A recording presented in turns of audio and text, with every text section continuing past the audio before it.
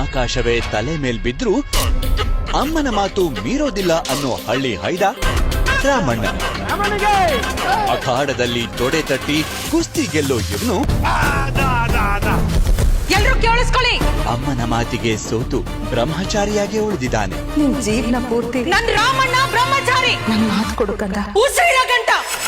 ಆದ್ರೆ ಮಾತು ಮೀರದ ಮಲ್ಲನ ಬದುಕಿಗೆ ಬಿರುಗಾಳಿ ಥರ ಬರ್ತಿರೋಳೆ ಈ ಐಶ್ವರ್ಯ. ಇವಳೊಂಥರ ನೋಡೋಕೆ ಮುದ್ದಾಗಿರೋ ಒಂದ್ಸಲ ಹೇಳಿದ್ರೆ ಅರ್ಥ ಆಗಲ್ವೇನೋ. ಸಿಡಿಮದ್ದು. ಮದುವೆನೆ ಆಗಲ್ಲ ಅನ್ನೋ ಬ್ರಹ್ಮಚಾರಿ ಬದುಕಿಗೆ ಈ ಚಂದ್ರಚಕೋರಿ ಬಂದ್ರೆ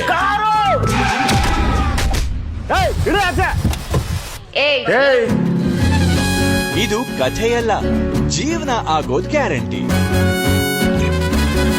ಮರ್ಯಾದೆ ರಾಮಣ್ಣ, ಮೇ 25ರಿಂದ ರಾತ್ರಿ 9 ಗಂಟೆಗೆ.